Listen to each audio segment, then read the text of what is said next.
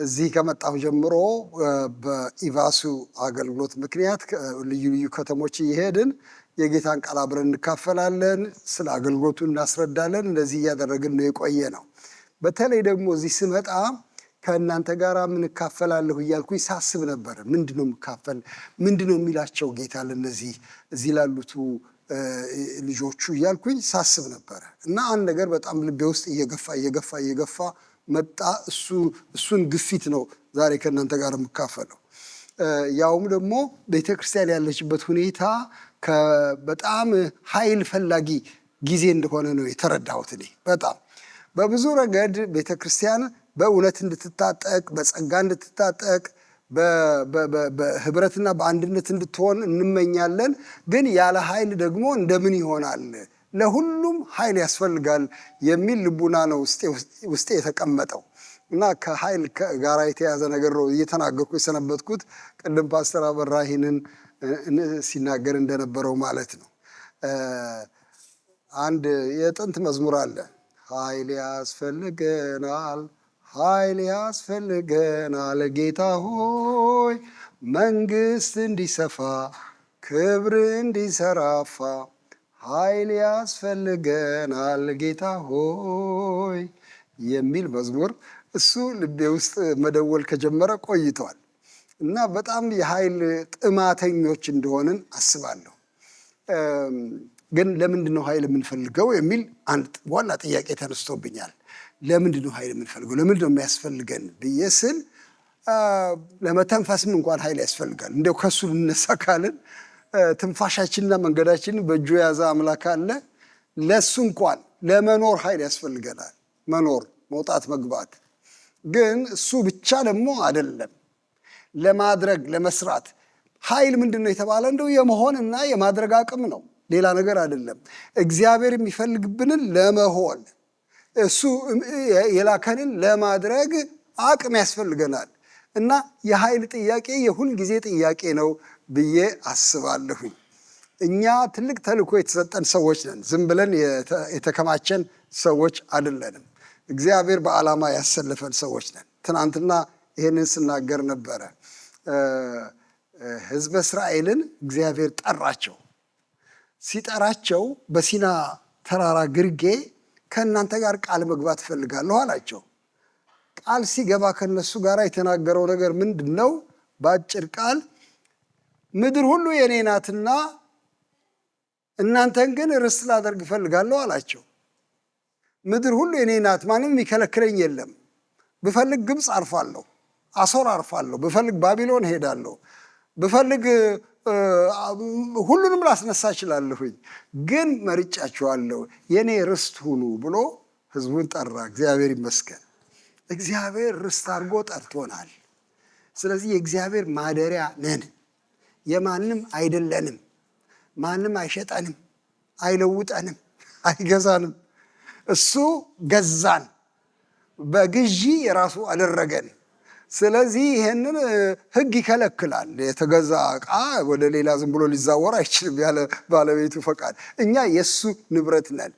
በገዛ ደግሞ የዋጃትን የእግዚአብሔርን ቤተክርስቲያን ስለሚል የተገዛ ሰዎች ነን።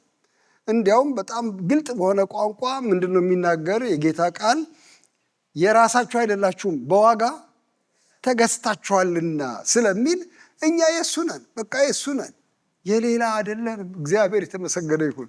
በጣም ደስ ይለኛል ይሄ እና አሁን እዚያ አገር ቤት ይሄ የማንነት ጉዳይ በጣም አሳሳቢ ሆኗል። እንደምታውቁት እንደምትሰሙትም እና ሰው ሁሉ ማንነቱን ይቆፍራል።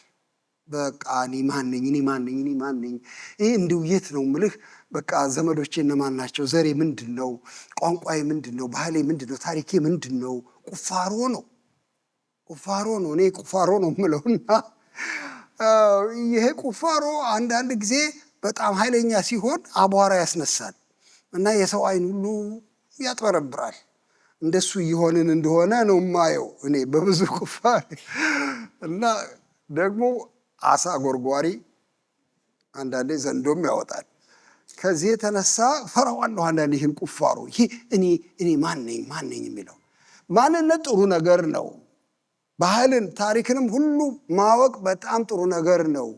ግን ስንጎረጎር የሚወጣውን ነገር አንዳንዴ ያናቀው እና የማንነትን ነገር አንስቶን ሁልጊዜ በቃ ልቤ ውስጥ ይሄ ነገር ይመላለሳል እና የልጅነቴ ነው ትዝ የሚለኝ።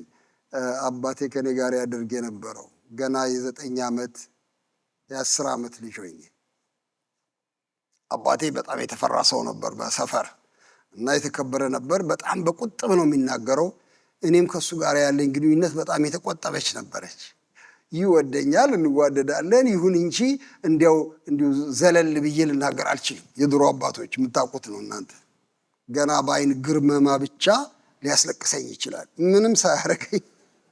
እንደሱ አይነት አባት ነበረ እና ማታ ማታ ያስቀምጠኛል በወንበር ላይ፣ አንድ ወንበር እንደዚህ ያስቀምጠው። ከዚያ እሱ ፊት ለፊት ይቀመጣል። የ10 ዓመት ልጅ እንፋጠጣለን። ከዚያ የማነህ ይለኛል ወዲያው እና የታወቀ መልስ መመለስ አለብኝ። አይኔን እያቁለጨለኩ የቡልቻ ነኝ እለዋለሁ። እሱስ የማን ነው ይለኛል። የአባቱን ስም እጠራለሁ፣ የአያቴን። እሱስ የማን ነው ይለኛል። የቅድመ አያቴን እጠራለሁ። እሱስ የማን ነው ይለኛል። የዚያን ደግሞ አባት እጠራለሁ። 7 ቤት ወደ ላይ ያስቆጥረኝና በቃ ሂድና ተኛ ይለኛል። የዕለቱ እንቅስቃሴ በደምደሚያ ነው። የማንነቴን አረጋግጬ ተኛለሁ። አሁን ከስንት ዓመት በኋላ አሁን ሳስበው ለምንድን ነበር እንዲህ የሚያስደርገኝ? ማንነት ይህን ያህል በጣም ኢምፖርታንት ነገር ነው ማንነት እያልኩኝ ይሄንን በጣም ማሰላሰል ጀመርኩኝ። በኋላ አንድ በጣም አስገራሚ ጥቅስ ኢሳይያስ 43 ላይ ያገኘው፣ የምታውቁት ነው።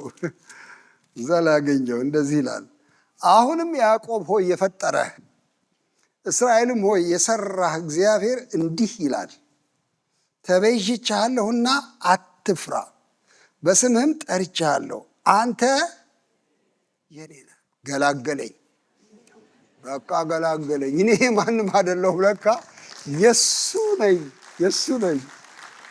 ነኝ አልኩኝ። ውይ እንዴት ግልግል ነው አልኩኝ። ስለዚህ ማንነቴ አይደለም ኢምፖርታንቱ፣ በፍጹም የማንነቴ ነው ዋናው። ዌር ዱ አይ ቢሎንግ፣ እሱ ነው ዋናው ጥያቄ እንጂ እኔ ማንኝ አይደለም። እኔ ማንም ልሆን እችላለሁ፣ ግን የማነኝ? ባለቤቴ ማን ነው? አሳዳሪ ማን ነው? የሰማይና የምድር ጌታ እግዚአብሔር። የሰራህ አይደለም የሚለው የፈጠረህ እንዲህ ይላል፣ በስምህ ጠርቻለሁ፣ ኢንዲቪጁዋሊ አውቃለሁ፣ አንተ የኔ ነህ። እግዚአብሔር ይባረክ። እና ይሄ ደግሞ አስከትሎት አለው። ምንድን ነው ኢምፕሊኬሽኑ? አንተ የኔ ነህ ካለ በኋላ በውሃ ውስጥ ባለፍክ ጊዜ ከአንተ ጋር እሆናለሁ፣ በወንዞች ውስጥ ባለፍክ ጊዜ አያሰጥሙህም፣ በእሳት ውስጥ በሄድክ ጊዜ አትቃጠልም፣ ነበልባሉም አይፈጅህም። እኔ የእስራኤል ቅዱስ አምላክህ እግዚአብሔር መድኃኒትህ ነኝ። እግዚአብሔር ይመስገን። እና ይሄ በጣም ልቤን አሞቀልኝ። ውይ በቃ ያንተ ነኝ፣ እኔ ለማንም አልሸጥም አልኩኝ። ይሄ ማህበር የማን ነው? የእግዚአብሔር ነው። እንደዚህ ብታስቡት ነው የሚበጀው። የማንም አይደል፣ የእግዚአብሔር ነው። ስለዚህ በጣም የተከበረ ነው። እኔ እናንተ ጋር አሁን መጥቼ ስናገር በእውነት ነው የምነግራችሁ፣ በአክብሮት ነው የምናገረው። ወንድም ንጉሴ ወደህ ነው? የት ልትሄድ ነው ታዲያ ካላከበርከ? አይ ጌታን አክብሬ የሱ ናቸው እነዚህ ህዝብ ያንተ ናቸው ብዬ ነው የምናገረው። እናንተ ምንም ሁኑ፣ እሱ አይደለም ዋናው ጉዳይ። ብትማሩ ባትማሩ፣ ሀብት ቢኖራችሁ ባይኖራችሁ፣ ጥሩ ሰዎች ብትሆኑ ባትሆኑ፣ what matters is that you belong to him። የሱ ናችሁ። እና በዚህ ጥንቃቄ ነው አብሬ ከእናንተ ጋር ማወራው። ክብራችን የሱነታችን እግዚአብሔር በጣም አከበረ። እንግዲህ አሁን በኋላ ስለ ክብር ሲናገር አንዳንድ በጣም የሚገርም ነገር ይናገራል። ምን ይላል አያይዞ? እኔ የእስራኤል ቅዱስ አምላክ እግዚአብሔር መድኃኒት ነኝ። ግብፅን ለአንተ ቤዛ አድርጌ ኢትዮጵያንና ሳባንም ለአንተ ፋንታ ሰጥቻለሁ። በዓይኔ ፊት የከበርክ የተመሰገንክ ነህና እኔም ወድጄሃለሁና ይላል። እግዚአብሔር የተባረከ ይሁን። ይሄ የእግዚአብሔር መግለጫ ነው። በዓይኔ ፊት የከበርክ ነህ። እንዲያውም ከፈለክ ልንገርህ፣ ግብፅን፣ ኢትዮጵያን፣ ሳባን ለአንተ ፋንታ ሰጥቻለሁ ይላል። እዛ ውስጥ ኢትዮጵያ ባትጠቀስ ደስ ይለኝ ነበረ በእውነት እንዲያው አትጠቀስ ደስ ይለኝ ነበረ። ፍቅሩን ለማሳየት ነው የገለጠው ይሄንን እንጂ ኢትዮጵያ አታስፈልግም ወይም ግብፅ ዋጋ የላትም ለማለት አይደለም። እናቶቻችን ያደርጉ እንደነበሩት አይነት ንግግር ነው። ታውቃላችሁ፣ እናንተ አወረሳችሁት ይሆናል እንጂ ልጆች እያለን ስንታመም እናቶቻችን አያቶቻችን ምን ያደርጋሉ? አዋቂ ቤት ይዘውን ይሄዳሉ። አዋቂ ማለት ያው እንግዲህ የሚጠነቁል ጠንቋይ፣ ደብተራ፣ አስማተኛ ምናምን ወደዚያ ይወስዱንና ይሄ ልጅ ታሞብኛል እንደማደርገውን አላውቅም ይላሉ ድሮ። አሁን ቶሎ አሯሩጠን ወደ ሐኪም ቤት ነው የምንወስደው። ያኔ እንደሱ አልነበረም። አዋቂው ምን ይላል? ገብስማ ዶሮ፣ አንድ ገብስማ ዶሮ ግዢ ይላል። ከዚያስ አዙሪው በአናቱ አዙሪለት ለልጁ በአናቱ ጦስ ይባላል። አንዳንዶቻችሁ ታውቁት ይሆናል፣ ግድ የለም ካላወቃችሁትም። አዙሪለትና ጣዩ ዶሮውን ጣዩ ይላል። ከዛ እናቲት ትመጣና የልጄን አበሳ፣ የልጄን በሽታ፣ የልጄን መከራ ሁሉ ተሸከም ብላ ያንን ገብስማ ዶሮ በአናቱ ላይ ጦስ ታወጣና ታዞርና ትወረውረዋለች። የጦስ ዶሮ ይባላል። የሰፈር ስጥ ያበላሻል። በቃ ትለቀዋለች። ልክ እንደሱ ነው የሚናገረው እዚህ ጋር። በጣም የሚገርም ነገር ነው። ኢትዮጵያንና ሳባን ግብፅንም ለአንተ ፋንታ ሰጥቻለሁ፣ ከመውደዴ የተነሳ አንተን አዙሬ ሰጥቻለሁ። እና ከዚያ ውስጥ ብንወጣ ጥሩ ነበር። ግን ኤኒዌይ ህዝቡን እግዚአብሔር ምን ያህል በብርቱ እንደሚወድ ለማሳየት፣ ምን ያህል እንደሚያከብራቸው ለማሳየት ነው እዚያ ላይ የተጻፈው። እና ወድጄሃለሁ በጣም አትፍራ፣ እኔ ከአንተ ጋር ነኝ ብሎ ህዝቡን ያጽናናል። እሺ፣ ባጭር ቃል እኛ የእግዚአብሔር ህዝብ ነን። የእግዚአብሔር ህዝብነታችን ብቻ ሳይሆን እግዚአብሔር ለህዝቡ የሚያስፈልገውን የሚሰጥ አምላክ ነው። እዚህ የሚያሳየው እንደሱ አይነት ነገር ነው።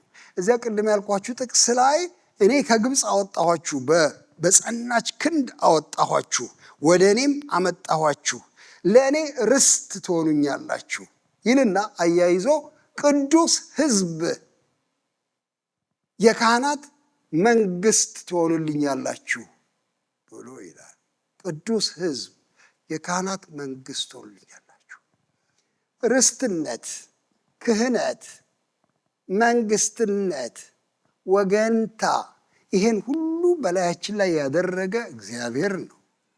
አሁን የኔ ጥያቄ እንዴት እንችለዋለን ይሄንን? እግዚአብሔር ሆይ ያንተ ርስት ሆኜ የምቀርበት ጉልበት ከየት ነው የሚመጣው? ለአንተ ካህን ሆኜ የማጥንበት አቅም ከየት ነው የሚመጣው? በመንግስት ውስጥ ስታሰልፈኝ እንዴት ባለ አቅም ነው ከአንተ ጋር የምጓዘው? አቅሜ እባክህ አቅሜ ሁን የሚል ጥያቄ ነው ዛሬ ልቤ ውስጥ ያለው። እሱ ነው የኃይል ጥያቄ ነው። ኃይላችን እግዚአብሔር ነው። እግዚአብሔር ይመስገን። ብርቱ ኃይላችን እሱ ነው። በሱ እንታመናለን። አንድ የኔ ወዳጅ ነበረ። እሱ በጸሎት አብረን እንድንጸልይ ጋበዘኝ። በየሳምንቱ ቤቱ እየሄድኩኝ ጸልያለሁ። በየሳምንቱ ጸልያለሁ። እሱ ጸሎት በጣም ይወዳል። በጣም ስለሚጸልይ ይደክመኛል እኔ አንዳንዴ እና ይራራልኛል። በቃ ጨርሰው አንተ በጸሎት ዝጋ ይልና ከዚያ ትንሽ ፋታ ይሰጠኛል። በጣም ነው የሚጸልየው እና ያን ቀን ሙሉ ቀን ሲጸልይ ውሏል እሱ። እኔ ማታ ነው ከእሱ ጋር ለጸሎት የተሰለፍኩት። ሄድኩኝ። አንድ ትንሽ ጠባብ ክፍል ውስጥ ለጸሎት ተንበረከክን እና እሱ እዚያ ማዶ ተንበርኳል። እኔ እዚህ 2 በ3 የምትሆን ትንሽ ክፍል ናት። እሱ ድምፁን አጥፍቶ ነው የሚጸልየው። ልማዱ እንደሱ ነው። እኔም ብዙ ይሄን ያህል የምጮህ ሰው አይደለሁ፣ የለኝም ልጮህም ብል አቅሙም የለኝ እና ተንበርክከን እንጸልያለን። ያን ቀን ግን ጮክ አለና ጸለየ። እኔ እየሰማሁ አምላኬ አምላኬ አንተ የኔ ጌታ የኔ አባት ሲል እሰማዋለሁ። እኔ ምንድን ነኝ? አንተ አታውቀኝም እንዴ? እኔ ምንድን ነኝ? እኔ በፊት ምንድን ነኝ? የተዘለዘለ ስጋ ነኝ፣ ዝልዝል ስጋ ነኝ ሲል ሳቅ ይዞኛል። ተንበርክኬ በዓይነ ሕሊናዬ ይታየኛል የተዘለዘለ ስጋ። ለማቆም ጥረት ሲደረግ ጠረጴዛው ላይ ዘፍ ሲል ለማቆም ጥረት ዝልዝል ስጋ። በኋላ ምን ማለቱ ነው? ምን ማለቱ? በጣም ልቤን ነካኝ። በጣም መዋቅር የለኝም ማለት እኮ ነው። አጥንት የለኝም። አንተ አጥንቴ ነህ፣ አንተ መዋቅሬ ነህ። አለበለዚያ በምን ይቆማለሁኝ? ለአቁም ብለህ በራሴ ብትተወኝ ዘፍ ነው ምለው፣ ተበጣጥሼ ነው ማርፈው። የኔ ብርታት የኔ አቅም አንተ ነህ የሚል ተማጽኖ ነው። እግዚአብሔር የተባረከ። እግዚአብሔር ብርታታችን ነው። በዚህ ደስ ይለኛል። ብርታታችን የሚሆነው ግን ደካማነታችን ሲገባን ነው። በቃ አልችልም፣ ምንም አልችልም፣ ታውቀው የለ ስንል ያን ጊዜ ጉልበት ይጨምራል። እግዚአብሔር የተመሰገነ ይሁን።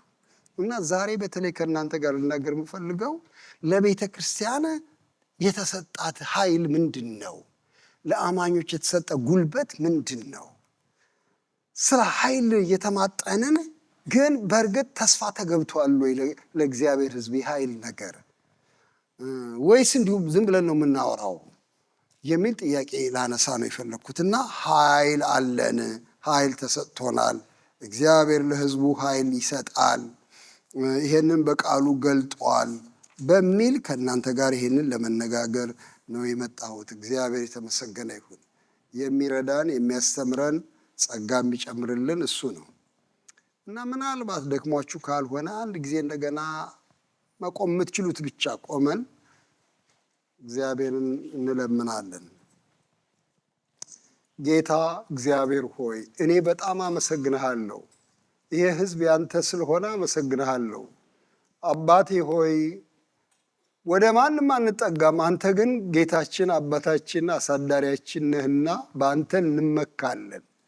እግዚአብሔር ሆይ ሕዝብህን የታደግከው ከዲያብሎስ እስራት የፈታኸው ልትጥለው አይደለም፣ ነገር ግን ልትሾመው ስለሆነ አመሰግንሃለሁ።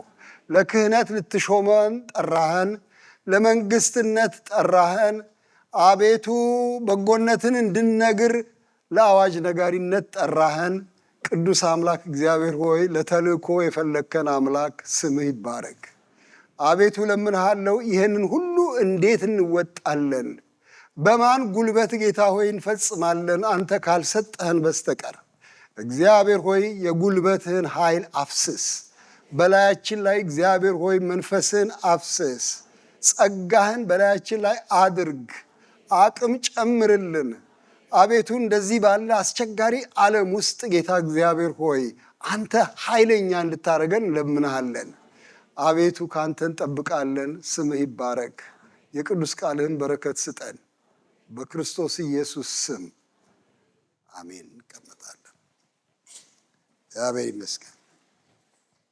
በጣም በበረከት የተጥለቀለቀ የሐዋርያው ጳውሎስ ደብዳቤ የኤፌሶን መጽሐፍ የሚባለው ነው አንዱ። እውነት ለመናገር ሲጀምር ትልቅ የበረከት ቃል እያወረደ ነው የሚጀምረው። ያ መጽሐፍ በሁላችሁ ዘንድ ይታወቃል ብዬ አስባለሁኝ። እና እንዲያውም አንዳንድ የነገረ መለኮት ሰዎች ሲያስተነትኑ መጽሐፍ ቅዱስን በአንድ አረፍተ ነገር ብቻ አንድ ትልቅ አንቀጽ ነው የተሞላው።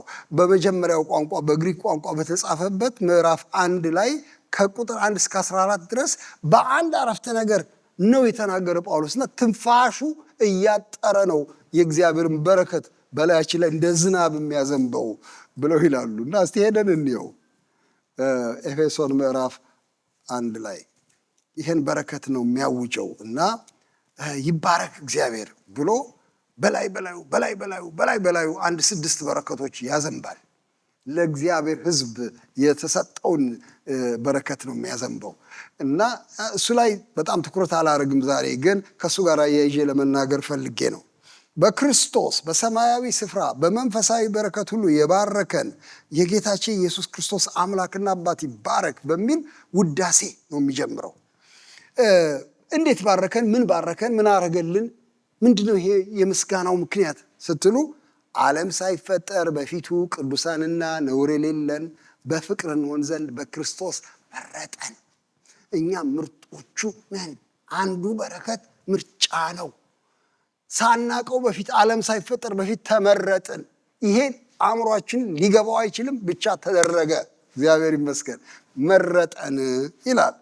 ሌላ በረከት ምንድን ነው? በበጎ ፈቃዱ እንደወደደ በኢየሱስ ክርስቶስ ስራ ለእርሱ ልጆች ልንሆን አስቀድሞ ወሰነን ይላል። ወሰነን። እኔን አላማከረኝም። በክርስቶስ ስራ ልጆቹ እንድንሆን አስቀድሞ ወሰነ። የማ ልጅ ልሁን የሚል ምርጫ አልተሰጠኝም። የእሱ ልጅ ነኝ። እግዚአብሔር ይመስገን። ይሄን በረከት አወረደልን። በስራዬ አይደለም፣ በክርስቶስ ስራ። ከዚህ ሐሳብ ምን አረገ ይላል። በውድ ልጁም እንዲያው የሰጠን የጸጋው ክብር ይመሰገን ዘንድ ይህን አደረገ። በውድ ልጁም እንደ ጸጋው ባለጠግነት መጠን በደሙ የተደረገ ቤዛነታችንን አገኘን። እርሱም የበደላችን ስርየት። የኃጢአት ሸክም ያጎበጠንን ሰዎች ከላያችን ላይ ሸክሙን ገለል አረገ። የበደል ስርየት ሰጠን፣ ቤዞት ሰጠን፣ ትድግና ሰጠን፣ አዳነን ብሎ ይሄንን በረከት በላያችን ላይ እንዳለ ይነግረናል። ቀጥሎስ ጸጋውን በጥበብ በአእምሮ ሁሉ አበዛልን። እግዚአብሔር የተመሰገነ ይሁን። ከፈተው አእምሯችን፣ ጥበብ አእምሮ ሰጠን ብሎ ይላል እና ፈቃዱን እንድናውቅ ምስጢሩን እንድናውቅ አረገ። ምስጢሩ ግልጽ ነው። እዚህ ላይ እንደሚናገረው በዘመን ፍጻሜ ይደረግ ዘንድ ያለው ሐሳቡ በሰማይ በምድር ያለው ሁሉ በክርስቶስ ለመጠቅለል ነው። ይህን የጠቅላይነት ምስጢሩን ገለጠልን። ሁሉ ነገር ተጠቅልሎ ለሱ እንዲሆን እቅድ እንዳበጀ ነገረን። እንደ ፈቃዱ ምክር ሁሉን የሚሰራ እንደ እርሱ ሐሳብ አስቀድመን የተወሰንን በክርስቶስ ደግሞ ርስትን ተቀበልን። የበረከቱ ዝናብ ነው ይሄ ሁሉ እና ይሄንንም ደግሞ ለማረጋገጥ ምን አደረገ ነው የሚለው ያለ በተስፋው መንፈስ በመንፈስ ቅዱስ ታተማችሁ፣ የኔ ናችሁ ብሎ አተመ። ተስፋ በሚሰጥ መንፈስ አተመን እና መያዣ ሰጠን። ይሄንን መንፈስ መያዣ አድርጎ ሰጠን። ሁሉን እስኪዋጅ ድረስ አንድ ቀን ወደ እርሱ መንግስት ገብተን ሁሉን እስክንጨብጥ ድረስ እስክንወርስ ድረስ ለርስታችን መያዣ ቀብድ አድርጎ መንፈሱን ሰጠን። መንፈሱ ምን ይለኛል? በሰማይ ቤት አለህ፣ በሰማይ ርስት አለህ፣ በሰማይ ሽልማት አለህ እያለ ያረጋግጥልኛል። ያ መንፈስ እግዚአብሔር የተባረከ ይሁን። ይሄንን አወረደልን ይላል። በኋላ እኔ ምን አልኩኝ? ይሄ ሁሉ በረከት በእኛ ላይ ከወረደ ምን ቀረ ታዲያ? ምን ቀረ ታዲያ? በቃ እየዘመርን መኖር ነው እንጂ ምን ቀረ ታዲያ አልኩኝ። በእውነትም ዋናው ነገር ተደርጓል። እግዚአብሔር ይመስገን። ግን የሚገርም ነው። ያስቀጥላል ጳውሎስ። ሲያስቀጥል ስሙ ቁጥር 15 ጀምሮ ይሄንን በረከት ከተናገረ በኋላ ወደ ተግባር እንዴት እንደሚመጣ ሲናገር ስለዚህ ይላል እንደዚህ ስለባረከን እኔ ደግሞ በእናንተ ዘንድ ስለሚሆን በጌታ በኢየሱስ ስለማመንና ለቅዱሳን ሁሉ ስለሚሆን መውደድ ሰምቼ ስለ እናንተ እያመሰገንኩ ስጸልይ ስለ እናንተ ማሳሰብን አልተውም። ቀጥላለሁ መጸለይን። ምስጋና ብቻ አይደለም፣ የማሳስበው ነገር አለ። እግዚአብሔር ምንድን ነው እሱ? ስሙ። አሁን የክብር አባት የጌታችን ኢየሱስ ክርስቶስ አምላክ እርሱን በማወቅ የጥበብንና የመገለጥን መንፈስ እንዲሰጣችሁ እለምናለሁ። ገና ታውቆ አልጨረሰም እግዚአብሔር። ታውቆ አያልቅም። አሁን እግዚአብሔር አእምሯችሁን እንዲከፍትላችሁ የመገለጥ መንፈስ እንዲሰጣችሁ እለምነዋለሁኝ ብሎ ይላል። እሺ ምን ልናውቅ ነው እንግዲህ ይሄ ጥበብ መንፈስ የመጣልን? ያው ስሙ። ይህም የልባችሁ አይኖች ሲበሩ፣ ይሄኛውማ እንደፈጠጠ ነው። የልባችሁ አይኖች ሲበሩ ምን ታውቃላችሁ ይላል? የመጥራቱ ተስፋ ምን እንዲሆን፣ በቅዱሳንም ዘንድ ያለው የርስት ክብር ባለጠግነት ምን እንዲሆን፣ ለምናምንም ከሁሉ የሚበልጥ የኃይሉ ታላቅነት ምን እንዲሆን ታውቁ ዘንድ ነው ይላል። 3 ነገሮች ይዘረዝራል። አይናችሁ ቢከፈት እኔ የምጸልይላችሁ እነዚህ ነገሮች እንድታውቁ ነው። ለምን እንደጠራን እንድታውቁ ነው። በምን ተስፋ እንደሳበን እንድታውቁ ነው። ምን አይነት ተስፋ እግዚአብሔር እንደሰጠን አይናችሁ ቢከፈትላችሁ፣ ምን አይነት ርስት ውስጥ ያለውም ክብር እና ባለጠግነት ምን እንደሆነ ብታውቁ፣ ምን አይነት ኃይል እንደተሰጣችሁ ብታውቁ፣ ለዚህ ነው የምለምነው ይላል። እኔ ሁለቱን በተለይ ልነጋገር አልፈለኩም። ሶስተኛው ላይ ግን ላተኩር እፈልጋለሁ። ለምናምን ለእኛ ከሁሉ የሚበልጠውን የኃይሉን ታላቅነት ታውቁ ዘንድ እጸልያለሁ። ስለዚህ በማያሻማ መንገድ እግዚአብሔር ለሚያምኑቱ ለቤተ ክርስቲያን የሰጠው የኃይል ታላቅነት አለ። እግዚአብሔር ይመስገን። የኃይል ታላቅነት በሉ እስቲ። አዎ ታላቅ ኃይል እንደማለት ነው። ታላቅ ኃይል የሰጠውን እንድታውቁ። እንዴ ኦቶማቲክ አይደለም እንዴ? አናቅም እንዴ? ወደ ጌታ ስንመጣ ዝም ብለን አናቅም እንዴ ኃይል እንደተሰጠን? አይ ኦቶማቲክ አይደለም። እጸልያለሁ ይላል። አይናችሁ ካልተከፈተ ምን ኃይል እንደተከማቸ ላታዩ ትችላላችሁ። በቃ እኔ ነፍሴን ብቻ ያትርፍልኝ፣ ነፍሴን ያትርፍልኝ። እንደው በእውነት እዛ መንግስተ ሰማያት ሳልገባ እንዳልቀር ብቻ እንደምንም ብለህ በክርም አንጠልጥለህ ቢሆን አድርሰኝ ደጃፉ እያልን እንድንኖር ሳይሆን ኃይል እንደተሰጠ እንድታውቁ እጸልያለሁ። ታላቅ ኃይል ተሰጠ። እግዚአብሔር ይባረክ። ስለዚህ ቤተ ክርስቲያን በፍጥረቷ የተመደበላት የኃይል ታላቅነት አለ ማለት ነው። ቤተ ክርስቲያን ደካማ እንድትሆን፣ አማኞች ለንቋሶች እንዲሆኑ የጌታ ፈቃድ አይደለም ከቶሆኑ። ይልቅ ኃያላን እንዲሆኑ ታዞላቸዋል። አይናቸው ብቻ እንዲከፈት ነው የሚያስፈልገው ነው የሚለው። አይናችሁ ቢከፈት ቢበራ፣ አይናችሁ የውስጥ አይናችሁ ቢበራ ይሄን ኃይል እንድታዩ። ምን አይነት ኃይል ነው ይሄ ኃይል? ትንሽ ነገር ብቻ ልናገር። እንዲህ ይላል። ይሄን ኃይል ሲያሳይ እዛ ላይ ነው ትኩረት የሚሰጠው። ክርስቶስን ከሙታን ሲያስነሳው ከአለቅነትና ከስልጣንም ከኃይልም ከጌትነትም ሁሉ በላይና በዚህ ዓለም ብቻ ሳይሆን ነገር ግን ሊመጣ ባለው ዓለም ደግሞ ከሚጠራው ስም ሁሉ በላይ በሰማያዊ ስፍራ በቀኙ ሲያስቀምጠው በክርስቶስ ባደረገው ስራ የብርታቱ ጉልበት ይታያል። እግዚአብሔር የተባረከ ይሁን። እንዴት ደስ ይላል! ስለ እኛ መናገር ጀምሮ ግን በኋላ የሚናገረው ስለማን ነው? ስለ ክርስቶስ። አይናችሁ ቢከፈት የተሰጣችሁን ኃይል ታያላችሁ ይላል። እሺ እስቲ ምንድነው የተሰጠኝ ብዬ ስጠይቀው የሚያወራው ስለማን ነው? ስለ ክርስቶስ። የጉልበቱ ማሳያ ክርስቶስ ይባላል። የእግዚአብሔር ጉልበት በሱ ታየ። በተለይ በምን? ከሞት ሲያስነሳው። ምክንያቱም አለቀለት ተብሎ ነበራ። አንድ ኮሪያዊ ሰውዬ ቆይቷል። አንድ ታይም ማጋዚን ላይ ይመስለኛል ኢየሱስ ክርስቶስ ነኝ ብሎ ተነስቶ ነበረ አንድ ዘመን እና ገርሞኝ እኔ ፎቶግራፉን ለጥፈውታል እዛ መጽሔቱ ላይ። ምን አይነት ድፍረት ነው አልኩና ለማንበብ ሲጀምር ኢየሱስ ክርስቶስ የሚባል በመካከለኛው ምስራቅ መጥቶ ነበር፣ እሱ አይካድም አለ። መጥቶ ነበር፣ ጥሩም ሰው ነበር በእውነቱ። አንዳንድ ታምራትም አድርጓል፣ አስተምሯልም። ግን ምን ያደርጋል? ገደሉት፣ ከሸፈ ይላል።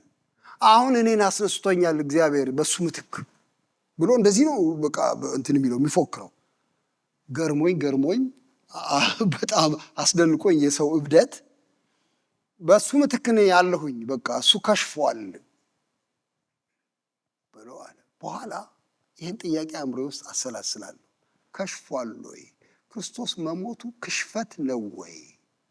በመስቀል ላይ መሞቱ ክሽፈት ነው ወይ ስል ኧረ አይደለም፣ የመጨረሻ የድል ብስራት ነው ሞቱ። በሞቱ ጥልን ገድሎ በመካከል ያለውን የጥል ግድግዳ አፍርሶ አንድ ሰው የሰራ ጌታ ኢየሱስ ክርስቶስ ሞቱ ኪሳራ ሳይሆን ድል ነው። እግዚአብሔር ይመስገን። ግን እግዚአብሔር የተባረከ ይሁን። ጥሩ ነው፣ በጣም ጥሩ ነው። የኢየሱስ ክርስቶስ ሞት መስቀሉ የኃይል መገለጫ ነው። ስታዩት የኪሳራ መንገድ፣ የውርደት መንገድ ይመስላል። አንድ ሰው እጁን ዘርግቶ ዝም ብሎ በቃ እጁን ዘርግቶ ሲያደሙት፣ ሲገርፉት፣ ሲሳለቁበት ዝም ብሎ እጅ ዘርግቶ መሞት የውርደት ምልክት ነው። ግን የሚገርማችሁ ከፍተኛ ኃይል የተሰራበት ነው። እየገደለ ነው ለካ የሞተው። ጥልን እየገደለ ኃጢአትን እየገደለ ነው የሞተው እና የኃይል መግለጫ ነው ሞቱ ራሱ። ግን ኃጢአት መገደሉ የተረጋገጠው ሲሞት ብቻ አይደለም፣ ሲነሳ ነው። ምክንያቱም ማንም ሰው ይሞታላ፣ ማንም ምስኪን ሊንጠለጠል ይችላላ። እግዚአብሔር ይሄን ሞት እንደተቀበለው ማስረጃው ምን በማድረጉ ነው? በማስነሳቱ ነው እኮ ልጁን። የሞትን ጣር አጥፍቶ ሲያስነሳው ልክ ነበረ ሞቱ፣ ተቀብየዋለሁ። አጽዳቂ ሞት ነው፣ የእውነተኛ ሰው ሞት ነው፣ የንጹህ ሰው ሞት ነው፣ ሰዎችን የሚያድን ሞት ነው፣ መስቀሉ ይሰራል ለማለት ማረጋገጫ ሰጠ በትንሣኤ ሙታን። እግዚአብሔር ይመስገን እሱን በማስነሳቱ እና እዚያ ላይ ነው የታየው ጉልበቱ ይላል። ገሃነም በሙሉ ቢችል ሊያስቀረው ነው የሚፈልገው። ምክንያቱም ኢየሱስ ክርስቶስ ሞቶ ቢቀር ምንም ነገር አይሆንም። ድህነት የሚባል አይኖርም። ምንም ነገር ወንጌል የሚባልም የለም። ምስራች ምን ምስራች አለ? የሞተ ሰው ይዛችሁ። ግን ይህንን ጥሶ አባቱ አስነሳው። የብርታቱ ጉልበት በዚህ ይታያል። ከሞት ማስነሳት ብቻ አይደለም፣ ከአለቅነት ከስልጣናት ሁሉ በላይ አደረገው። በሰማይም በምድርም ገና ወደፊትም በሚመጣው ዓለም የእሱን ስም የሚያክል እንዳይኖር አድርጎ አገነነው። እግዚአብሔር የተባረከ ይሁን። ኢየሱስ ክርስቶስ ኃያል ሆኖ ተነሳ። ከሙታን በመነሳት የእግዚአብሔር ልጅ ሆኖ በኃይል ተገለጠ ነው የሚለዋል ሮሜ ላይ። በኃይል ተገለጠ። እንግዲህ የኃይሉ ማሳያ ነው የክርስቶስ ትንሣኤ እና ይሄን ትንሣኤ ወቁት ይልና በኋላ በጣም ነፍሴን ያረካትን ነገር ብቻ ልንገራችሁ እዚህ ላይ። በጣም ወይ ጉድ! ይሄ ኢየሱስ ኃይል ተሞላ፣ ስልጣን ተሞላ፣ አለቅነት ተሞላ ብዬ ስከታተል ምን ይላል? ሁሉን ከእግሩ በታች አስገዛለት፣ ከሁሉ በላይም ራስ እንዲሆን ለቤተ ክርስቲያን ሰጠው ይላል። እግዚአብሔር ይባረክ። ይሄ የኃይል ዴፖ፣ እኔ ዴፖ ነው የምለው፣ ይሄ የኃይል ማከማቻ ጎተራ ኢየሱስ ክርስቶስ የስልጣን ሁሉ ባለቤት የሆነ አመጣና ቤተ ክርስቲያን ላይ ጫነው። እግዚአብሔር የተባረከ ይሁን። ለቤተ ክርስቲያን ምን አድርጎ ሰጠው? ንገሩ ይባካችሁ። ራስ አድርጎ ሰጠው። የማይነጥፍ ኃይል ጋር ተቆራኘና አልኩኝ። ቤተ ክርስቲያን ከማይነጥፍ ኃይል ጋር ተገናኘቻ። ራሷ የኃይል ዴፖ ነው፣ የኃይል ማከማቻ ነው። ከሱ እየተወንደሎደለ የሚመጣ ታላቅ የኃይል ብርታት አለ ማለት ነው። ቤተ ክርስቲያን የማይነጥፍ ኃይል ጋር ተያይዛለች። እግዚአብሔር የተመሰገነ ይሁን። ለቤተ ክርስቲያን ሰጠው ነው የሚለው። የሚገርም ነገር ነው። እንቁልልጭ አድርጎ በሰማይ ያስቀመጠው አይልም። አጋንንትን ሊፎክርባቸው ዲያብሎስን ሊሳለቅበት ሼልፍ ላይ ያስቀመጠው ይሄን ኃይል አይልም። ለቤተ ክርስቲያን ራስ አድርጎ ሰጠው፣ ለእኛ ሰጠው። እግዚአብሔር ይመስገን። ይሄ በጣም ያስደስተኛል። እና ይቺ ቤተ ክርስቲያን ምንድናት ይላል? አካሉና ሁሉን በሁሉ የሚሞላ የእርሱ ሙላቱ ናት ይላል። ምን ማለት ነው? ኃይሉን በሱ ውስጥ አረገ። ይሄ ኃይል ደግሞ መንዶልዶያ ቦይ ፈለገ። ቦዩ ቤተ ክርስቲያን ነው፣ አካሉ ናት፣ ሁሉም በሁሉ የሚሞላ። ስለዚህ የክርስቶስ ኃይል የሚሰራጭባት ማህበር ናት ይቺ ማህበር። እግዚአብሔር ይባረክ። ስለዚህ ያለምንም ጥያቄ የኃይል ቤት ነው። የቤት አይናችን ብቻ እንዲከፈት ነው የጌታ ፍላጎት፣ አይናችን እንዲበራልን እንጂ ይሄ ኃይል ለእኛ ተሰጠን ብሎ ነው የሚለው።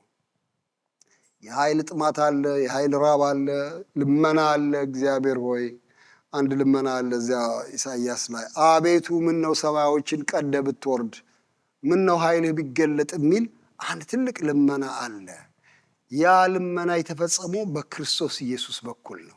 ሰማዮችን ቀዶ ወረዳ፣ እሱ ከድንግል ማርያም ተወለዳ፣ በመስቀል ላይ ሞታ፣ ከሞት ተነሳ እና ለቤተ ክርስቲያን ራስ ሆና ይሄ ኃይል ተሰጠ። እግዚአብሔር የተመሰገነ ይሁን። እኔ እንዲያው ጊዜ ገኝ እንደሆነ አላቅም እንጂ አንድ ንባብ ነበረኝ። እዚያች ስልኬ ላይ ትገኝ ይሆን እንዴ? አዎ እባክህ። አንድ ጊዜ ይህንን እያሰብኩ የቤተ ክርስቲያን ሁኔታ እያሰብኩኝ፣ እሺ ታንኪዩ እያሰብኩኝ አንድ ነገር መጽሐፍ አሰኘኝና እሱን አሁን ምናልባት ያገኘሁት እንደሆነ ላነብላችሁ እፈልጋለሁኝ። የኃይል ልመና ነው በእውነት እዚያ ላይ ያለበትና እስቲ የተገኘ እንደሆነ ብዙ ጊዜ ሳልፈጅ አነባዋለሁ። ካላገኘሁት ምንም አይደለም። አሁን ሊወጣ ስለማይችል ትቼዋለሁኝ። እሺ ጥሩ ነው፣ ጊዜያችንን ያተርፋል። ኃይል ከጌታ ዘንድ ተሰጠን። እግዚአብሔር የተባረከ ይሁን እና ልመና ልቤ ውስጥ አለ። ቅድም ያ ወንድሜ በእግዚአብሔር ፊት እንደለመነው እግዚአብሔር ወይ ቤተ ክርስቲያንህ ልፍስፍስ ሆና እንዳትቀጥል እባክህ ኃይልህን። ግን ይኸው እዚህ ደግሞ ተስፋ ተሰጠ፣ ኃይሉ ለእኛ ተሰጥቶናል ብሎ አለ። የሚገርማችሁ ምዕራፍ 3 ላይ እዚሁ ኤፌሶን ምዕራፍ 3 ላይ እንደዚህ ይለናል። ቁጥር 14 ጀምሮ ላነብላችሁ እፈልጋለሁ። ይህቺ ኃይል በጣም ፕራክቲካል በሆነ መንገድ ለእኛ እንድትደርስ እግዚአብሔር መፈለጉን ያሳያል። እንዲህ ይላል፣ ስለዚህ ምክንያት በሰማይና በምድር ያለ አባትነት ሁሉ ከሚሰየምበት ከአብ ፊት እንበረከካለሁ ይላል ጳውሎስ። ሁለተኛ ጸሎቱ ነው እዚህ ኤፌሶን ላይ። ይቺ ጸሎት በጣም ውድ ናት።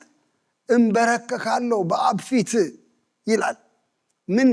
ምን ፍለጋ ነው የሚበረከከው? ስሙ። በመንፈሱ በውስጥ ሰውነታችሁ በኃይል እንድትጠነክሩ፣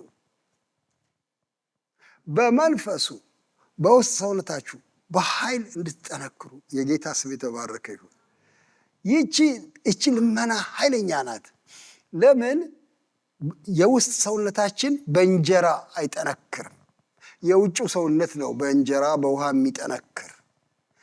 በእህል የሚጠነክረው የውጭው ነው። የውስጡ ግን በምንድን ነው የሚጠነክረው? በመንፈሱ ይላል። እግዚአብሔር የተባረከ ይሁን።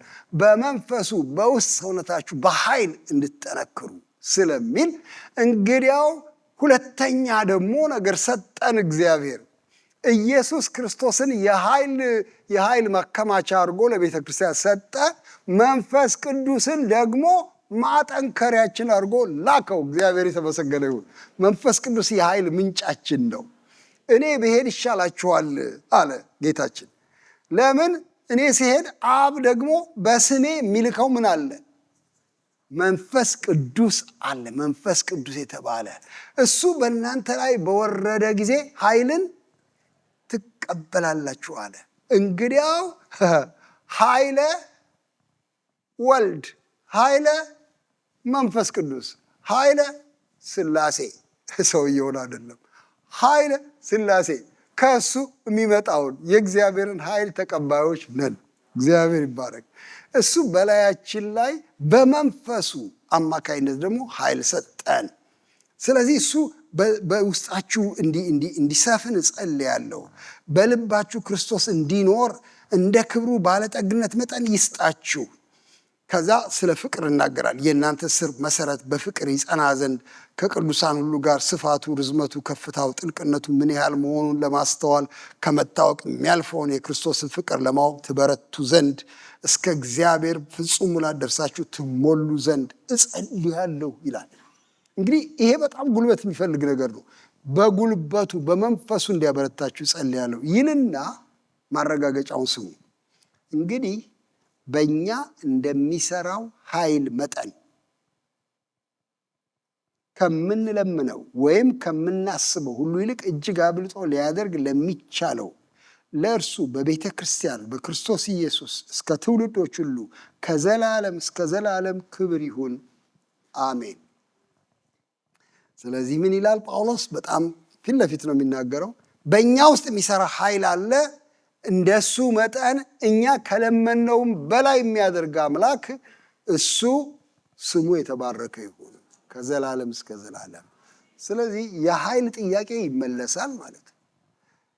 የሚያጠራጥር አይደለም። ጌታ ሆይ ኃይል እንፈልጋለን ደክመናል ለሚሉ ሰዎች የኃይል ጥያቄ ይመለሳል እና ጳውሎስ ይህን አረጋግጦ ከለመነው በላይ ሊያደርግ ለሚቻለው ለእርሱ ክብር ይሁን ይላል።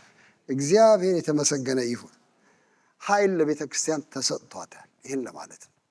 በሉቃስ 10 ላይ ሲልካቸው ደቀ መዛሙርቱን ምን ይላቸዋል? እናንተ የምታውቁት ነው።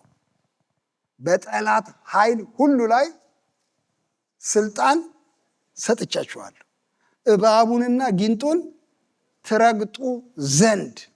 እግዚአብሔር የተባረከ ይሁን። ይሄ ከጌታ አፍ የወጣ ቃል ነው። ሰጥቻችኋለሁ ካለ አይመስለኝም እንዲያው ዝም ብሎ። ለምንድን ነው እንደዚህ እየደጋገምኩ ማነሳው? አሁን ቤተክርስቲያን ኃይል ያላት አይመስልማ። እስቲ በዓለም ዙሪያ ሂዱና ቃኙ። በጣም ብዙ የቤተክርስቲያን ህንፃ እየተዘጋ ነው። እንዴ ልንጠፋ ነው እንዴ? ነገር እየተዘጋ ነው። አውሮፓ ብትሄዱ እየተዘጋ ነው። አንዳንዶች የመስቀሉን ምልክት ይነቅሉና ሌላ ምልክት ያደርጉበታል። ወይ የሂንዱ ቴምፕል ይሆናል። ያስደነግጣል። ልንጠፋ ነው? ሊጠፋ ነው ቤተክርስቲያን? ምን ሊሆን ነው? ወጣቶች ጨርሶ ሆኖ ቤተክርስቲያን ውስጥ አይገኙም። አንዳንድ ቦታ አንድ ቤተክርስቲያን ሄድኩኝ አውሮፓ ውስጥ እና ጠዋት አብሬ ከነሱ ጋር ለማምለክ ሄድኩኝ። ሰዎቹ ሽማግሌዎች ናቸው። አንድ 20-30 ይሆናሉ። እኔ ወጣት ሆንኩኝ እና ሳቅ ያዘኝ። እኔ ወጣት ሆንኩ እነሱ መካከል። ከ10 ዓመት ከ20 ዓመት በኋላ ያ ቤተ ክርስቲያን ይቆያሉ ወይ ይቀጥላሉ ወይ? ጥያቄ ነው። ከፍተኛ የኃይል ጥያቄ አለ።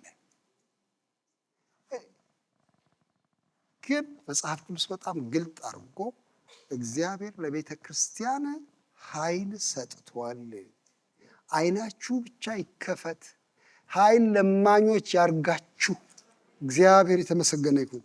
ኧረ እባክህ የኃይል ያለህ እንድንል ይርዳን ጌታ። እና ይሄ የኃይል ነገር ትንሽ ነገር ልናገር እፈልጋለሁ። እግዚአብሔር ለቤተ ክርስቲያን የሰጣት ኃይል ጉዳይ፣ ለግለሰቦች ለእያንዳንዳችን የሰጠን ኃይል ጉዳይ በሱ ዘንድ የተረጋገጠ ነው። እኛ ግን አቅመ ቢሶች ነን። ይህን ማወቅ ደግሞ መጥፎ አይደለም፣ መጥፎ አይደለም። በእውነት አንድ በጣም ያስገረመኝ ነገር ዛሬ ጠዋት ወደ ልቤ የመጣው የሐዋርያው ጳውሎስ የኃይል ልመናል 2ኛ ቆሮንቶስ 12 ላይ እዚያ ላይ እሱ ተጨንቋል። ያስጨነቀው ነገር ይሄ በጣም ትልቅ ሐዋርያ ነው፣ ብዙ ነገር የሰራ ሰው ነው። እግዚአብሔር ምን ያደርገዋል? 3ኛ ሰማይ ወሰደኝ ይላል። 3ኛ እኔ አላውቀውም የ3ኛ ሰማይ ምን እንደሆነ በእውነት ወሰደኝ ብቻ ይላል። እሱም ራሱ ብዙ ነገር ሊናገር አልፈለገም። እዛ ያየሁት ነገር የሚያስገርም ነገር ነው፣ በሰው አፍ የሚነገርም አይደለም ይላል። ግን ትልቅ መገለጥ ሰጠኝ እግዚአብሔር ይልና በኋላ ግን አልፈሰፈሰኝ ይላል። ቋንቋውን ቀይሬዋለሁ፣ ግን ላንብብላችሁ። እንደዚህ ይላል ምዕራፍ 12 2ኛ ቆሮንቶስ ላይ ሲናገር ነው። በምንም ነገር ልመካ እንዳልችል አድርጎ እግዚአብሔር እንዲህ ያደረገኝ ብሎ ይላል። ቁጥር 7 ልጀምር። ትልቅ መገለጥ ሰጥቶኛል፣ ማንም ከሚሰማ ከኔ የምበልጥ አድርጎ እንዳይቆጥረኝ ትቻለሁ ይልና ቁጥር 7 ላይ ስለዚህም በመገለጥ ታላቅነት እንዳልታበይ የሥጋዬ መውጊያ እሱም የሚጎስመኝ የሰይጣን መልእክተኛ ተሰጠኝ። ይኸውም እንዳልታበይ ነው ይላል።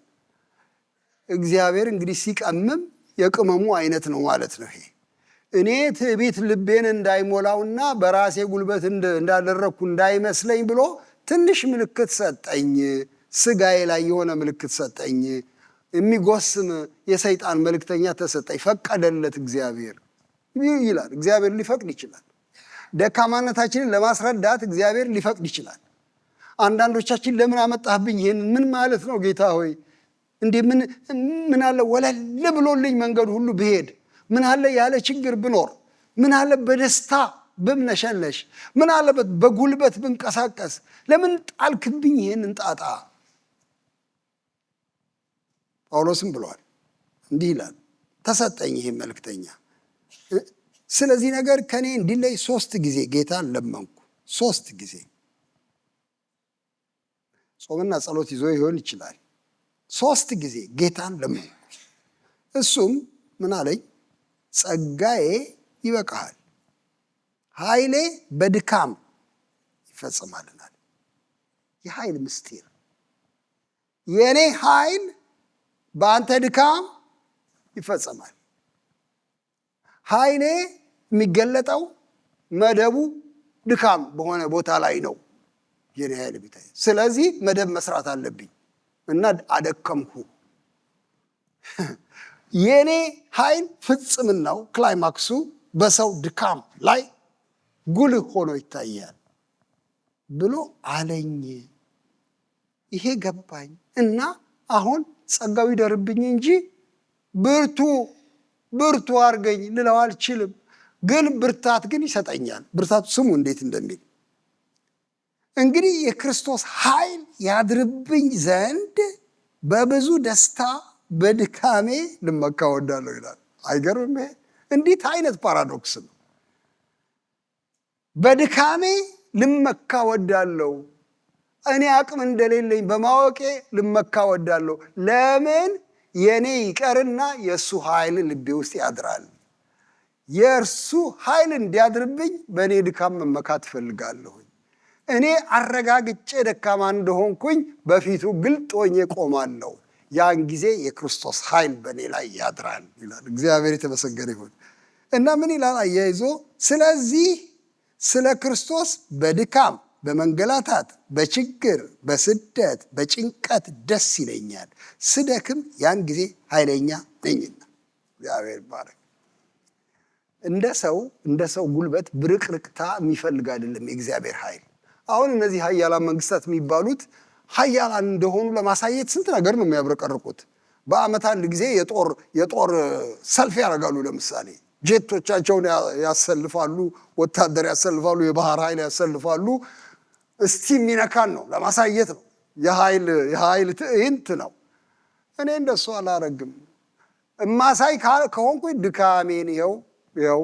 ግን ልክ ያን ጊዜ የክርስቶስ ኃይል በእኔ ላይ ያድራል። እግዚአብሔር የተመሰገነ ይሁን። ስለዚህ የምመካው በክርስቶስ ኃይል ነው፣ በሚሰጠኝ ጸጋ ነው ብሎ ይላል። እግዚአብሔር የተመሰገነ ይሁን። ይሄ የእግዚአብሔር ጸጋ በእያንዳንዳችን ላይ ይሆናል፣ ኃይሉንም ደግሞ ይገልጣል። እግዚአብሔር ይመስገን። ለዚህ እግዚአብሔር ሰራን እኛን። እንዲህ አይነት በሆነ መንገድ እግዚአብሔር ኃይሉን ይገልጣል። ስለዚህ ስትደክሙ ተስፋ አትቁረጡ በፍጹም። በቃ እንደማልችል እኮ አሳየኝ። የፈሰሰ ውሃ ማቅናት እንደማልችል እኮ አሳየኝ። እንኳን አየህ፣ የእግዚአብሔር ጉልበት ብቻ ነው የሚያራምደን። እግዚአብሔር የተመሰገነ ይሁን። ኃይሉ በእኛ ድካም ወደ ፍጽምና ይመጣል። እግዚአብሔር ይመስገን። እንግዲያው ቤተ ክርስቲያንም ቢሆን እሱን ፈላጊ ናት፣ ለማኝ ናት፣ የኃይል ለማኝ ናት። እሱ ግን የኃይል ምንጭ ነው። ሐዋርያ ጳውሎስ ሌላ ቦታ ላይ ምን ይላል? ለአገልግሎቱ ሾሞኝ ታማኝ አድርጎ ስለቆጠረኝ ኃይል የሰጠኝን ጌታችንን አመሰግናለሁ ይላል። ይሄ የሚገርም ነገር ነው። እኔ አሳዳጅ አንገላች የነበርኩትን ተሳዳቢ የነበርኩትን ሰው ለውጦ ለአገልግሎቱ ሾሞኝ ታማኝ ነው ብሎ ስለቆጠረ ኃይል ሰጠኝ። ለካ ኃይል የሚሰጠው በታማኝ እጆች እንዲያርፍ ነው። ወንድሞች እናቶቼ፣ እግዚአብሔር ኃይል ከሰጠን ለግል ጥቅማችን የምናውልበት አይደለም። ቤተ ክርስቲያን ኃይል ተሰጥቷታል። እኛ እያንዳንዳችን በእግዚአብሔር ጸጋ ምክንያት ኃይል የተሰጠን ሰዎች ነን። ግን እኛ የምንፎልልበት አይደለም። ማንነታችንን የምናሳይበት አይደለም። ሰዎችን የምናጠቃበት አይደለም። አንዳንድ ሰዎች ይፎክራሉ፣ እግዚአብሔር በሰጠው ኃይል ይፎክራሉ። ቆይ ወደ ጌታ ጸልዬ እንደዚህ ባላረግ ብለው ሁሉ ይፎክራሉ። የሚያሳፍር ነገር ነው። ይህንን እኔ የእግዚአብሔር ኃይል ከማለት የሆነ አስማታዊ ትንግርት ነው ምለው። የሆነ አንድ ወንድሜ ሰላቢነት ብሎታል። ሊሆን ይችላል። ኃይል የሚሰጠን ለምንድን ነው?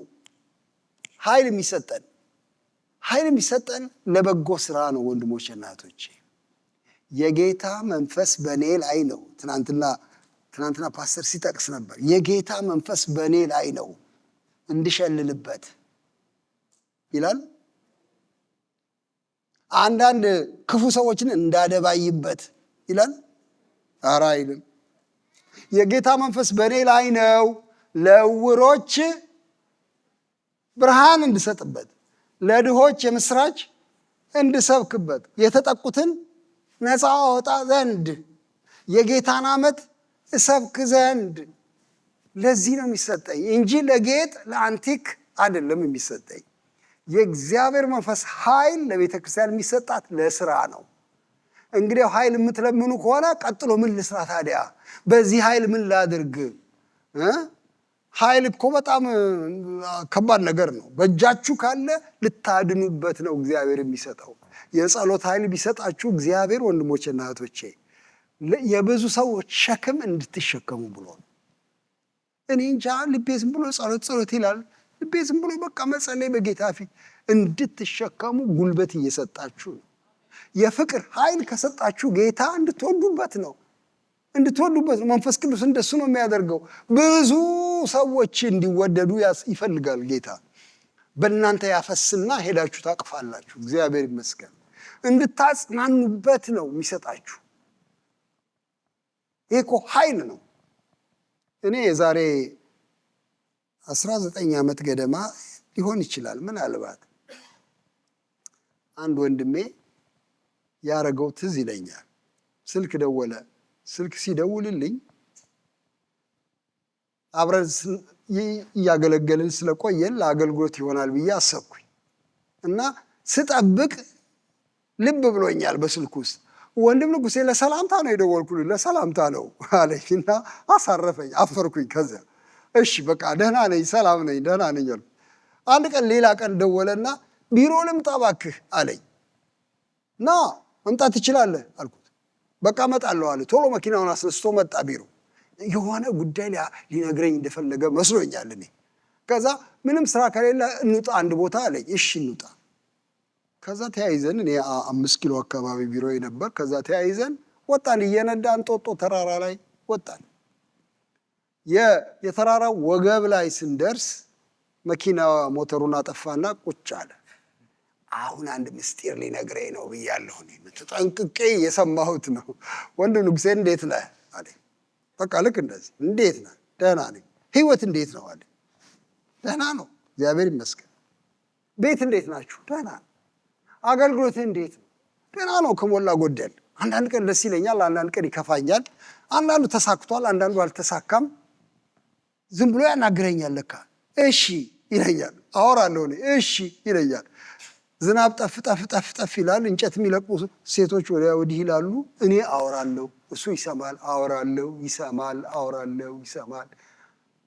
አንድ 40 ደቂቃ ዝም ብዬ አወራሁኝ። በቃ ስሜቴን በውስጥ ያለውን ሁሉ ዘረገፍኩኝ። የሚሰማኝ ተገኝቶ ነው። ዘረገፍኩት። ጨረስክ አለኝ። አዎ አልኩት። ከዚያ ምን ከሰማይ ምን መልእክት ይዞልኝ መጥቷል እያልኩ ትከሻይን መታ አረገና አይዞ አለኝ። ከዛ መኪናውን አስነሳ፣ ወደ ከተማ አለቀ። ቻው ቻው። ይሄ ከሆነ አሁን 19 ዓመት ገደማ ይሆናል። ያቺ አይዞታ እስከ ዛሬ ልቤ ውስጥ አለች። ለካ እግዚአብሔር የሚፈልገው እናንተን ለብዙ ነገር እንደምታደርጉ አይደለም። የአንድ ሰው መንፈስ አይዞ የምትሉ ከሆነ ለአንድ ለጨፈገገው ሰው ፈገግታ የምትለግሱ ከሆነ የኃይል ክስተት ነው። ሰውየውን ያራምደዋል ጥቂት መንገድ። እግዚአብሔር የተባረከ ይሁን። እናንተ በቃ አንካሳ ካላዘለልኩ ብላችሁ እንደዚህ ታስቡ ይሆናል። እግዚአብሔር ይርዳችሁ። አንዳንዶች አንካሳ የምታዘልሉ ያርጋችሁ። በእውነት ይሄም ኃይል ነው። ግን ለሁላችን እንደሱ አልተሰጠም። እግዚአብሔር በሰጣችሁ ነገር ግን የጌታ ኢየሱስን የፍቅር ኃይል፣ የጸጋ ኃይል አካፍሉ ለሰዎች። ሰዎች ይትረፉ። ሂዱና አራስ ጠይቁ። እንደው ምን አይነት ነገር ነው ዛሬ የምትናገረው? ሂዱና እስቲ ዛሬ ልጅ ልጠብቅልሽ፣ ሂጂና ትንሽ ተንፍሺ በሉ እስቲ። 1-4 ሰዓት ህፃን ልጇን አባብሉላት፣ ወይም ሌላ ነገር ስሩ እስቲ። ሂዱና በቃ ዝም ብላችሁ አበባ ይዛችሁ አንድ ሰው ቤት ሂዱ እስቲ። ዲደንግጡ እስቲ። እንዴት አሰብሽው ይበሉ እስቲ። በጎ ድንጋጤ ይባላል ይሄ። ኃይል የሚሰጠን ለማዳን ነው፣ ለማትረፍ ነው፣ ለመስራት ነው፣ ለመጠገን ነው፣ ለማነጽ ነው እንጂ ኃይሉን አያባክንም ጌታ። የፍቅር ቃል፣ የእውነት ቃል በልባችን ቢያኖር፣ የማቀፍ ክንድ ቢሰጠን ለሰዎች ነው። እግዚአብሔር ይመስገን። እግዚአብሔር ኃይሉን ሰጥቷል። እግዚአብሔር ይመስገን። ይህንን ማለት እፈልጋለሁ። አንድ ብቻ ጥቅስ አንብቤ አሁን ልጨርስ ነው። ይሄ ኃይል ለቤተ ክርስቲያን የተሰጠውን ኃይል ጳውሎስ ሁለተኛ ቆሮንቶስ 10 ላይ ይገልጠዋል። የመማረክ ኃይል እሱን ላነብ እፈልጋለሁ በጣም ደስ ስለሚለኝ። እንደዚህ ይላል ምዕራፍ 10 ላይ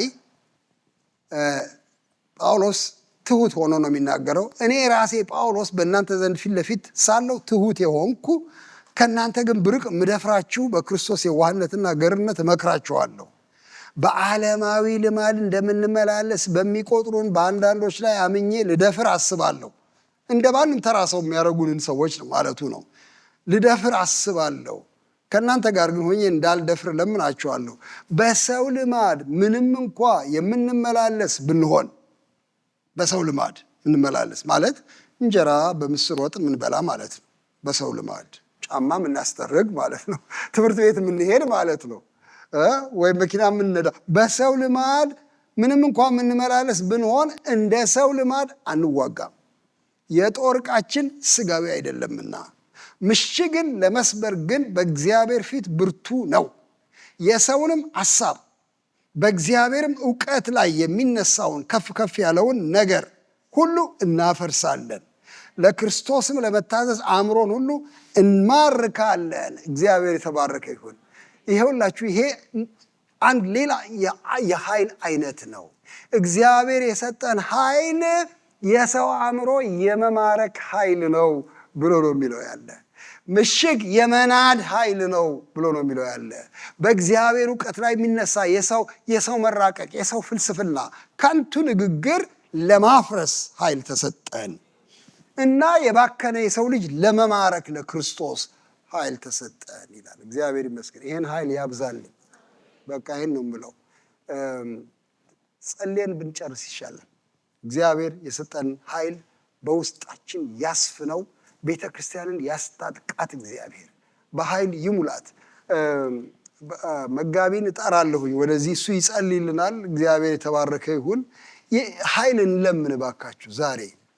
ጌታ ሆይ ለእኛ ሰጥተሃል ኃይል፣ ይሄው ቃልህ ይነግረናል። የታለ ታዲያ የታለ ኃይል ብለን እንለምነው እስቲ። የታለ የፍቅር ኃይል? የታለ የጸጋ ኃይል? የታለ የመማረክ ኃይል? የታለ የማጽናት ኃይል? የታለ የማነጽ ኃይል? የታለ? እግዚአብሔር ሆይ በኢየሱስ ክርስቶስ በኩል ሰጥቻለሁ ያልከው ኃይል የታለ? ቤተ ክርስቲያንህን በኃይል ሙላት።